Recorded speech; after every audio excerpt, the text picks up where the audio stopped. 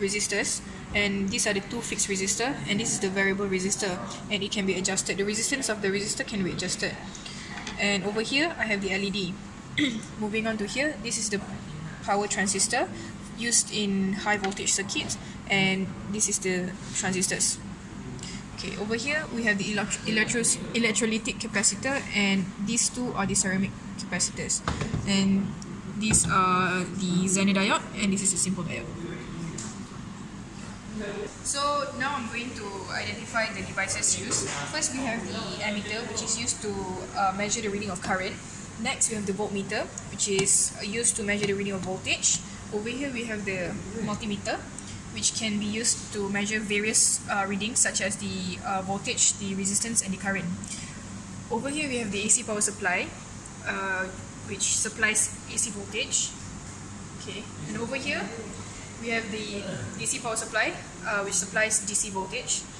And over here, as you can see, is the oscilloscope, which shows the waveform of the voltage. And lastly, we have the project board, which helps in developing the construction of circuit.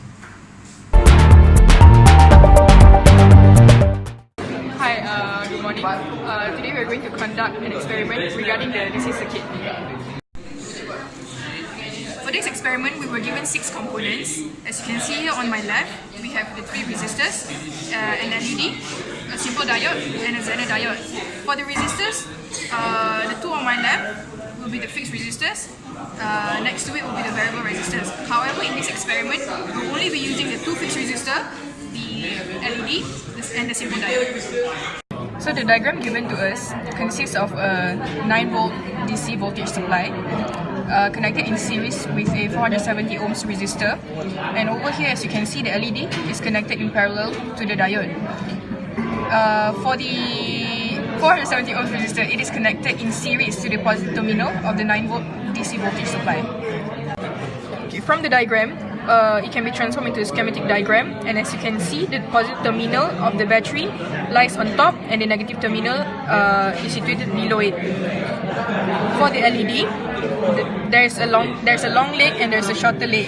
So for the longer leg, it represents the anode of the LED, and the shorter one represents the cathode. Converting it to a schematic diagram, it looks like this. For the diode, the strip represents the cathode, and below it is the anode. Converting it to the schematic diagram, it is like this. Fixed on the project board, this is done to measure the value of the resistance, as both the values are unknown. So my friend here will demonstrate. The resistance will be measured using this device, which is a multimeter, and 2 legs of the resistance will be clipped. And the reading is as shown.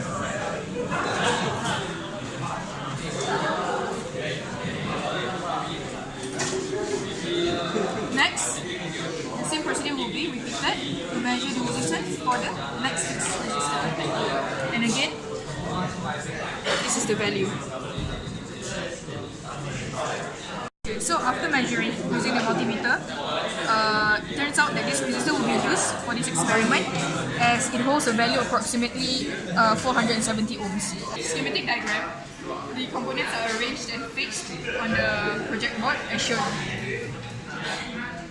Okay, then my friend Yie Hang will adjust the DC power supply to a voltage of 9 volts. As from the diagram, it uses a 9 volt DC power supply.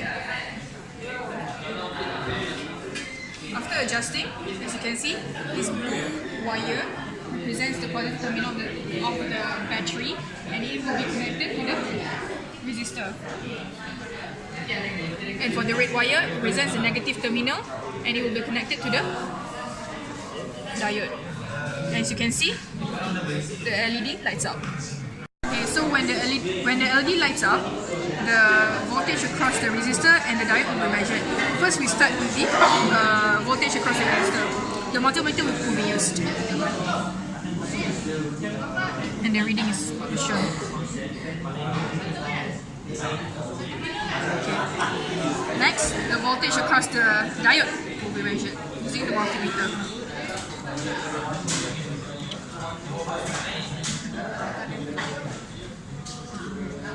For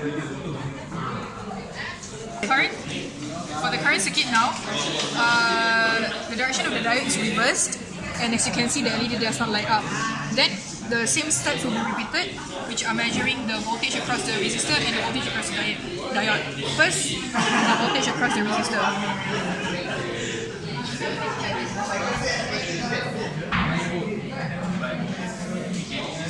Then the voltage across the diode is measured.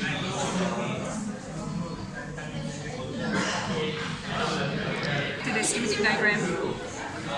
As you can see, the diode is in a reverse bias state. When it is in reverse bias state, it becomes an open circuit. And from the reading we obtain, the voltage across the resistor will be 6.77 volts. And the voltage across the open circuit is actually the voltage across the LED, which is 2.19 volts. This means that for the LED to light up, it will need at least 2.19 volts. For the second case, the LED did not light up, and as you can see, the diode is in a forward bias state, and it becomes short circuit. From the reading we obtain, the voltage across the resistor is 8.3 volts, and the voltage across the diode is 0.7 volts. And since the diode and the LED is in parallel, the voltage across the LED will be the same as the voltage across the diode, which is 0.7 volts. And as you can see, it is the voltage across the LED, which is 0.7 volts, is insufficient for it to light up, as it will need at least 2.19 volts to light up. So what will be our output waveform? So for the positive half cycle, our diode will be in forward bias state. So since this is not an ideal diode, there will be some voltage consumed by the diode. So our voltage across the resistor, our V peak for our VO will be lower than our V peak for our VI. For the negative half cycle, our diode will be in reverse bias state, so it will be an open circuit. So there will be no current flowing through the circuit, and the voltage across the resistor will be 0. So this diode acts as a half-wave rectifier.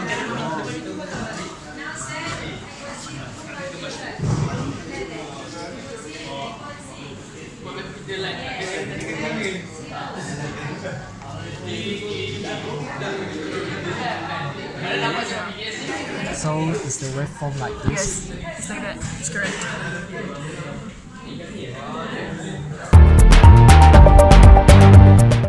Okay, so for the AC power supply, the frequency is adjusted till it is 1 kHz and also to a V peak of 10 volts, as you can see. As you can see, the oscilloscope shows two waveforms. One is the yellow one and another one is the blue one. The yellow waveform represents the Vin and the blue waveform represents the VO. And since the diode acts as a half-wave rectifier, the negative part of the waveform is clipped.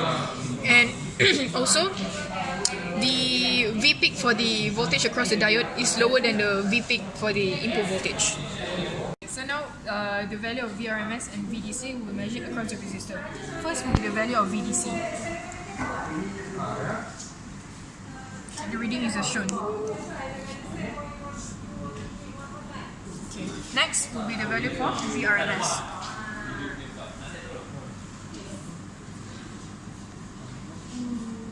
Okay. So as you can see here, the LED is connected in series with the resistor. And what is observed is that the LED lights up but very dimly. This is because the resistance of the resistor is very high, hence the voltage supplied to the LED is quite low. So as you can see, it lights up but very dimly.